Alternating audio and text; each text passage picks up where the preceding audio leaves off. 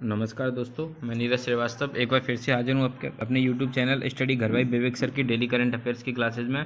दोस्तों आज हम 8 जुलाई और 7 जुलाई की करंट अफेयर्स का एनालिसिस करेंगे। तो चलते हैं दोस्तों अपनी पहली न्यूज़ की तरफ।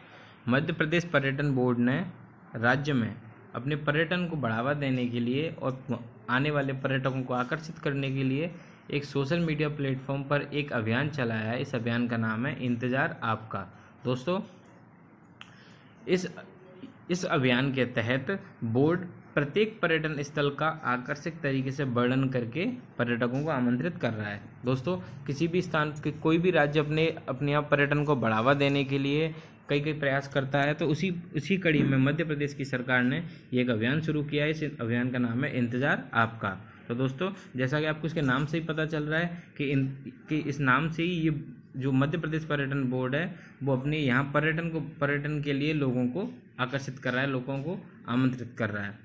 दोस्तों कोरोना रोकथाम के लिए सभी सुरक्षा मानकों को ध्यान में रखते हुए पर्यटकों के समय और सुविधा के अनुसार विभिन्न टूर पैकेज भी बनाए गए हैं। तो दोस्तों मध्य प्रदेश पर्यटन विभाग ने अपने यहाँ राज्य में पर्यटन को बढ़ावा देने के उद्देश्य से इस योजना को प्रारंभ किया है।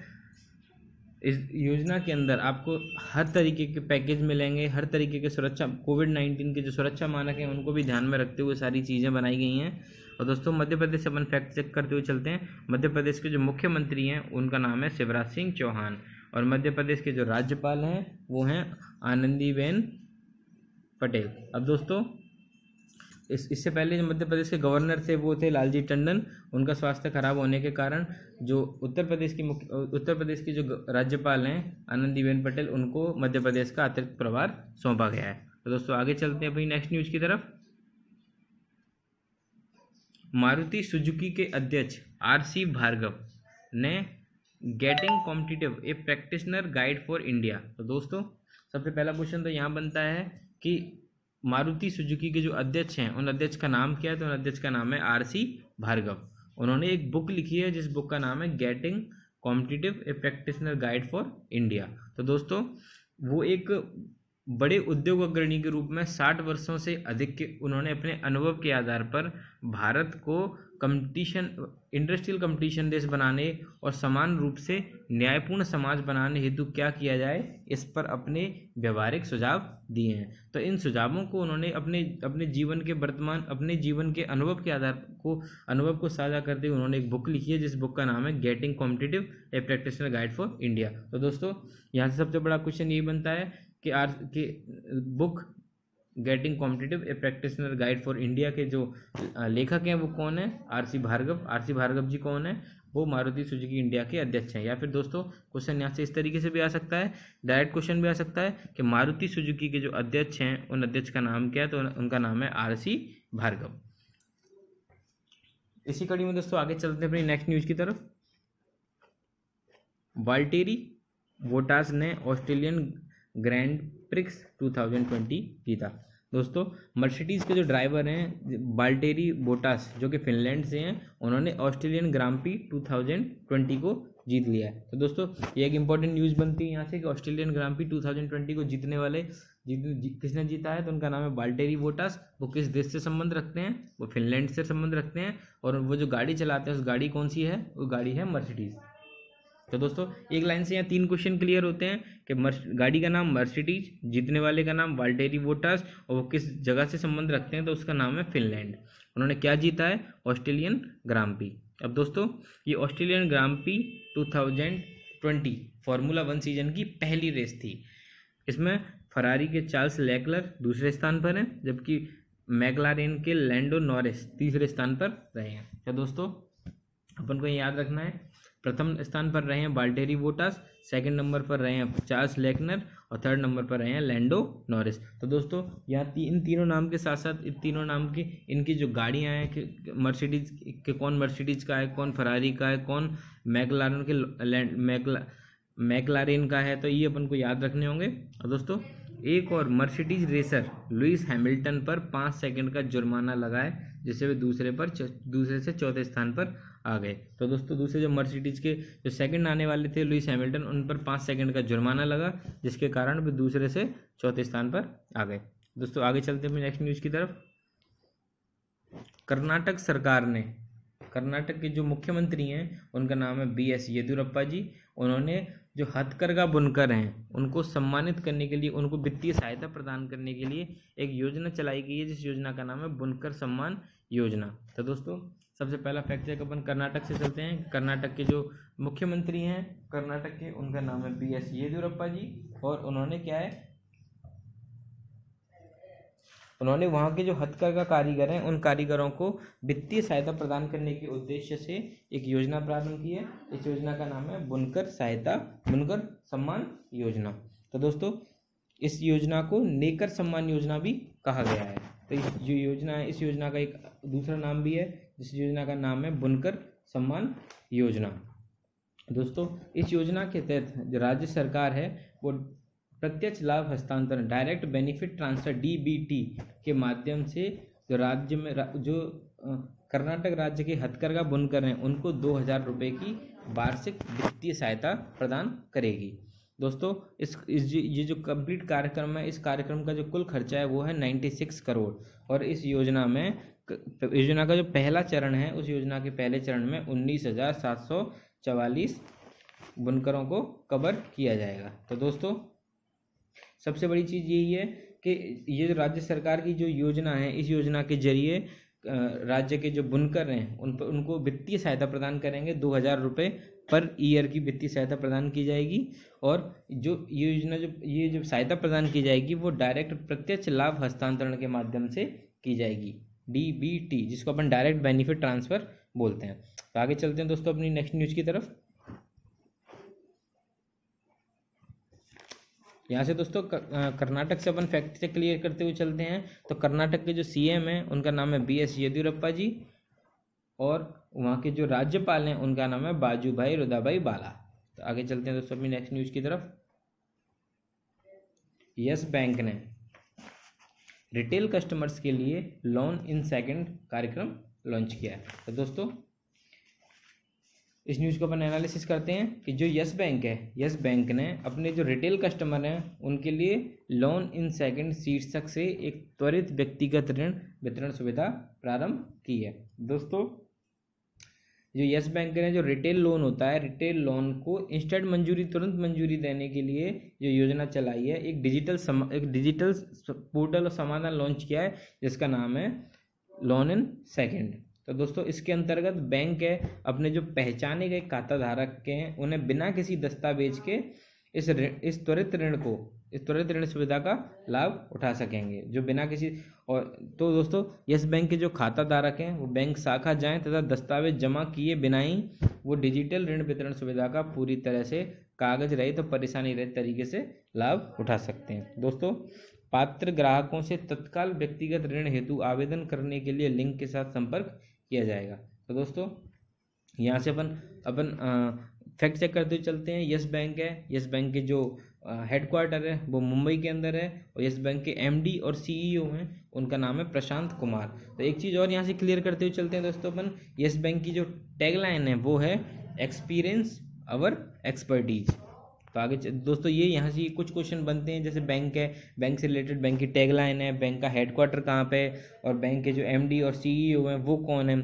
तो दोस्तों ये सारे फैक्ट अपन यहाँ से क्लियर करते हुए चलते हैं। आगे चलते हैं दोस्तों अपनी नेक्स्ट न्यूज़ की तरफ। इंजेती श्रीनिवासन जो कि एक रिटायर्ड IAS अधिकारी हैं, उनको अंतर्राष्ट्रीय वित्तीय सेवा केंद्र प्राधिकरण। तो दोस्तों सबसे पहली चीज़ कि IFSCA है क्या, international finance service centre association. तो दोस्तों IFSCA को अपन सबसे पहले फुल फॉर्म याद रखनी होगी, इसको अंतर्राष्ट्रीय वित्तीय सेवा केंद्र प्राधिकरण के नाम से जाने जाते हैं। इसका अध्यक्ष किसको बनाया गया है, इंजेती श्रीनिवासन को। तो दोस्तों यहाँ से वन लाइनर क्वेश्चन सबसे पहले यही बनता है कि IFSCA का अध्यक्ष कौन है, तो उनका नाम है इंजेती श्रीनिवासन। और वो कौन थे, जो पहले रिटायर्ड IAS अधिकारी हैं। दोस्तों उन्होंने पदभार ग्रहण करने की तारीख से और अगले 3 वर्ष तक के लिए उनको नियुक्त किया गया है। दोस्तों वे अभी 31 मई को रिटायर हुए थे कॉर्पोरेट मामलों के सचिव के रूप में। और दोस्तों ये IFSCA है वो अंतर्राष्ट्रीय वित्तीय सेवा केंद्र, इंटरनेशनल फाइनेंस सर्विस सेंटर में सभी वित्तीय सेवाओं को ऑपरेट करने के लिए ये IFSCA बनाया गया है। तो दोस्तों आगे चलते अपनी नेक्स्ट न्यूज़ की तरफ। यहाँ से दोस्तों अपन को ये याद रखना है, IFSC है, उसकी फुल फॉर्म याद रखनी है अपन को, और ये नाम इंजेती श्रीनिवास, ये नाम अपन को याद रखना होगा। आगे चलते हैं अपनी नेक्स्ट न्यूज़ की तरफ। ऑल इंडिया रेडियो, जैसे अपन आकाशवाणी के नाम से भी जानते हैं, ने संस्कृत सप्ताहिकी के नाम से एक नया कार्यक्रम प्रसारित करना शुरू किया है। यह संस्कृत में प्रसारित होने वाला पहला न्यूज मैगजीन कार्यक्रम है जो सप्ताह के प्रमुख घटनाक्रमों सहित संस्कृत की दुनिया से संबंधित समाचारों को प्रसारित करता है। दोस्तों, आकाशवाणी के द्वारा ये जो प्रोग्राम चलाया जा रहा है संस्कृत साप्ताहिकी, ये संस्कृत में प्रसारित होने वाला पहला एक न्यूज मैगजीन कार्यक्रम है। दोस्तों, ये साप्ताहिक कार्यक्रम है जिसमें सप्ताह के अंदर होने वाली प्रत्येक गतिविधि को संस्कृत में बताया जाएगा, और संस्कृत की दुनिया से संबंधित जितनी भी न्यूज होंगी वो इस कार्यक्रम के अंदर एनालिसिस की जाएंगी। तो दोस्तों, यहाँ से अपन क्लियर करते चलते हैं, जो आकाशवाणी है उसके जो डायरेक्टर जनरल हैं, महानिदेशक हैं, उनका नाम है इरा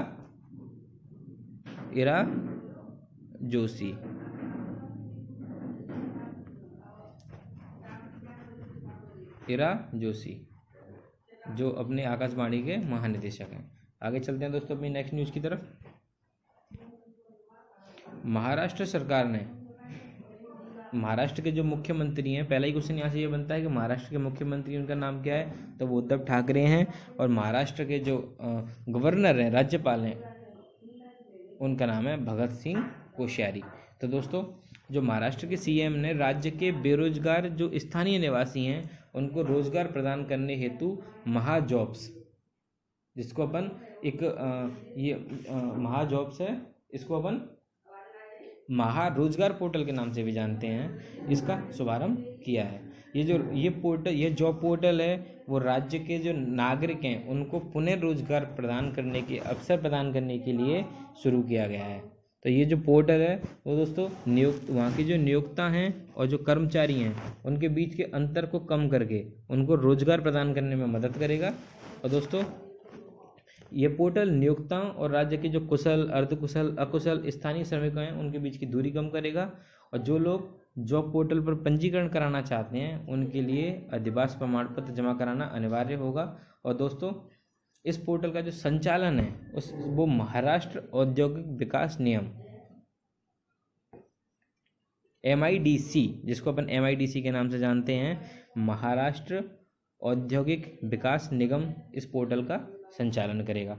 दोस्तों, यह राज्य में कारखाने और स्थानीय बेरोजगार लोगों को जोड़ेगा और उद्योगों में 80% रोजगार प्रदान करने में मदद करेगा। दोस्तों, महाराष्ट्र के स्थानीय लोगों के भविष्य को ध्यान में रखते हुए महाराष्ट्र सरकार द्वारा ये जो योजना चलाई गई है, इस योजना के माध्यम से जो महारोजगार पोर्टल बनाया गया है, ये पोर्टल वहाँ के युवाओं को, वहाँ के श्रमिकों को रोजगार प्रदान करने में बहुत कारगर सिद्ध होगा।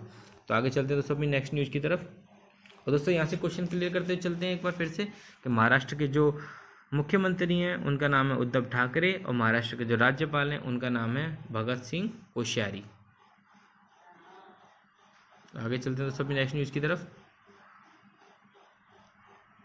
हिमाचल प्रदेश के जो मुख्यमंत्री हैं उनका नाम है जयराम ठाकुर। उन्होंने घोषणा की है कि हिमाचल प्रदेश भारत का पहला ऐसा राज्य बन गया है जहां राज्य के 100% घरों में LPG के कनेक्शन है। तो दोस्तों, यहाँ सबसे ये इम्पोर्टेंट क्वेश्चन बनता है यहाँ से कि भारत का पहला ऐसा कौन सा राज्य है जिसके अंदर 100% LPG कनेक्शन है।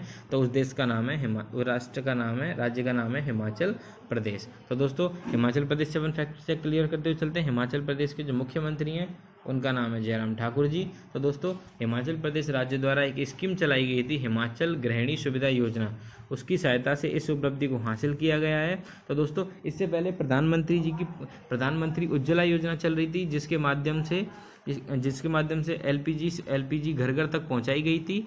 और उनमें से अगर कुछ लोग बचे हुए थे, बचे हुए लोगों तक जो गैस की सुविधा पहुंचाने का जो कार्य किया है वो राज्य की जो योजना है जिसका नाम है हिमाचल गृहिणी सुविधा योजना, इस योजना के माध्यम से किया गया है। तो वर्तमान समय में दोस्तों, हिमाचल प्रदेश एक ऐसा भारत का एक ऐसा राज्य है जो कि पूर्णतः 100% घरों में LPG कनेक्शन दे चुका है। तो दोस्तों आगे चलते हैं नेक्स्ट न्यूज़ की तरफ।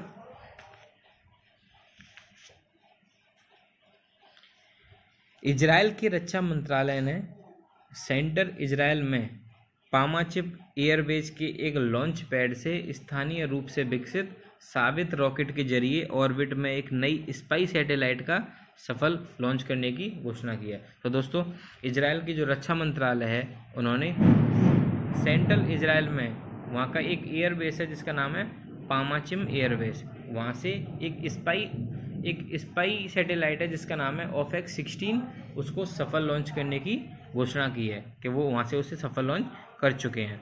तो दोस्तों यह सितंबर 2016 में ऑर्बिट में भेजे गए OFAC-11 इजरायली जासूसी उपग्रह के बाद सफल पहला प्रक्षेपण है।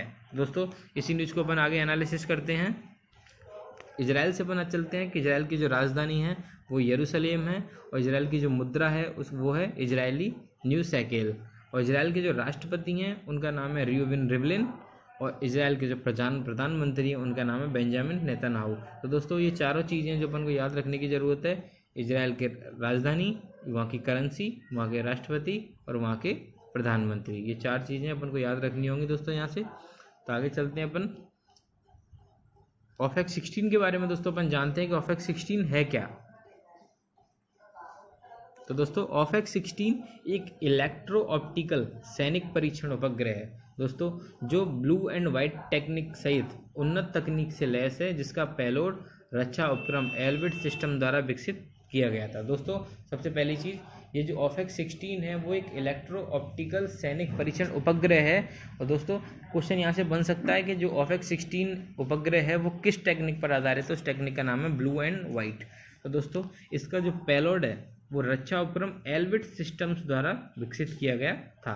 दोस्तों इस उपग्रह का जो परीक्षण किया गया था, इसका पूरी तरह से संचालन शुरू करने से पहले रक्षा मंत्रालय और राज्य के स्वामित्व वाले इजराइल एरोस्पेस इंडस्ट्रीज, जिसका नाम इजराइल UL। दोस्तों तब इनको याद रखना है कि जो OFAC-16 जो स्पाई सैटेलाइट है उसका परीक्षण किसने किया था, तो वो इजराइल एरोस्पेस इंडस्ट्रीज ने इंजीनियर्स द्वारा किया गया था। दोस्तों OFAC-16 उपग्रह के ऑपरेशनल हो जाने के बाद से IDF की इजराइल रक्षा बल, जो इजराइल डिफेंस फोर्स है ना, वो 9900 इंटेलिजेंस यूनिट इसके संचालन के लिए जिम्मेदार होगी। तो दोस्तों ये था OFAC-16 के बारे में। तो अपन आगे चलते अपन अपनी नेक्स्ट न्यूज़ की तरफ।